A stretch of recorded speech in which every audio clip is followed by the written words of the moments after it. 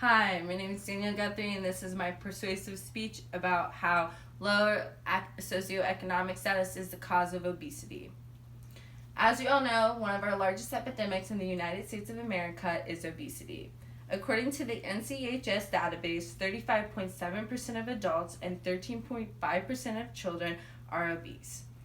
As a student of Indiana University, I've taken multiple collegiate level courses on obesity and the food industry, which makes me knowledgeable about this subject. One question that needs to be asked is why poverty exists. Poverty exists due to education, high dropout rates, born into poverty, and the psychological health of a household. The current poverty rate, according to the U.S. Census Bureau of 2016, is at 12.7% or 43 million people. Most of these lower socioeconomic status families make minimum wage or $15,000 per year.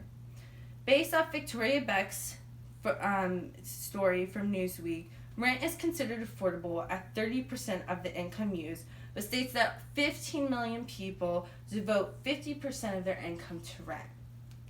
With these numbers, it makes sense that families are not able to afford healthy foods, and so they turn to foods that are less healthy and less expensive.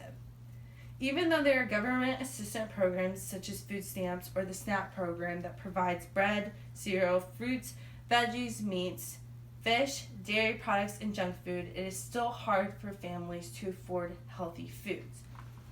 The reason why is because of the eligibility. In a one-person household, you have to make less than $12,000 per year in order to be eligible for food stamps. In a two-person household, you have to make less than $16,000 per year in order to be eligible for food stamps. Also, you have to work at least 80 hours per month in order to be eligible. That means you're only working 20-hour weeks. So, when you're making minimum wage and you're working a 40-hour week, you're going to be making $15,000 a year, which means that there's no way you will be eligible in a one-person household in order to even afford food stamps, making it impossible for you to even try and live a healthy diet. The next question you need to ask is why low socioeconomic status communities are more vulnerable to obesity. There are 3 reasons: the fast food industry, food deserts, and food insecurity. The reason the fast food industry makes this possible is because it's fast, affordable, and accessible. A lot of these families work long hours and long days, and it's easier to spend $3 on a meal and feed 3 of their children than to spend $17 on a piece of salmon that will only feed their children for 1 meal.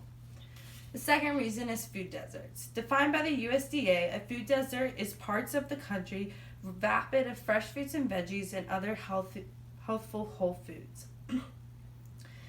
There are 23 million Americans and 6.5 million children living in food deserts, according to the U.S. Department of Health and Human Services. The second reason is food insecurity. Defined by the USDA, reports of reduced quality, variety, or desirability of diet, little or no indication of reduced food intake. So it's not that they don't have food, it's the fact that they don't have nutritious food, so they're lacking a good diet. And according to the U.S. Department of Agriculture, in 2008, an estimated 49.1 million experienced food insecurity. So why do food deserts exist? And why does food insecurity exist? Well, food deserts exist because of the limited access to grocery stores, low income, transportation, and distance barriers. Also, in rural areas where food deserts exist,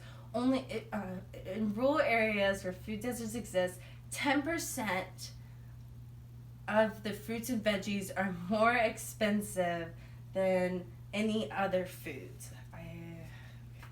Anyway, so also they don't meet the demographic criteria for grocery stores to invest. So these large companies don't have any incentives to actually build their grocery stores in these food deserts because they don't believe they will make any money, which then leads to small community stores, which leads to purchase of alcohol and junk food.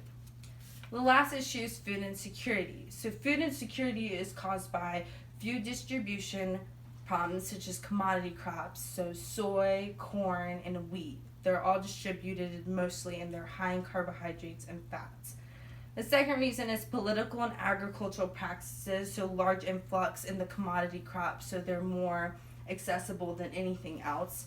And environmental factors, such as climate change and natural disasters, make it harder for people to have access to healthy foods.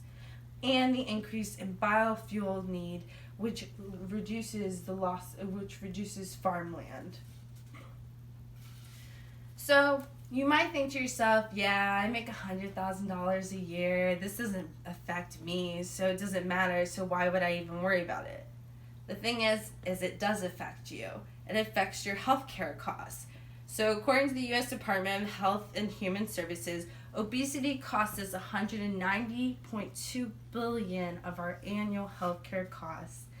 Plus, they predict by 2018, or this year, that 21% of our total healthcare costs will be $344 billion annually. So, in the end, it does affect you. These healthcare costs include health issues such as type 2 diabetes, stroke, chronic pain, cancer, all of these things that could be naturally avoided if we change our ways. A lot of people would argue against this, that lower socioeconomic status is not the cause of obesity.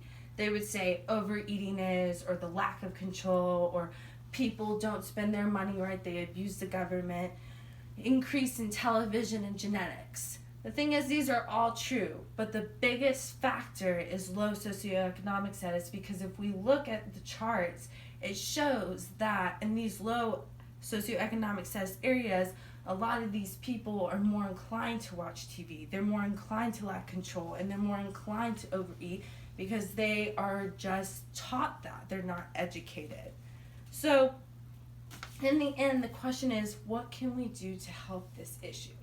The first thing we can do is raise minimum wage to $15 an hour, which will reduce people who are on welfare. It will increase the workforce and improve jobs, which helps our economy, and it will make healthy foods more affordable. The second thing we can do is political involvement and accessible and affordable food. So creating tax incentives in these rural areas that don't have large communities, and building grocery stores and local gardens in those areas. And the last thing we should do is educate the people on what is healthy and what is not.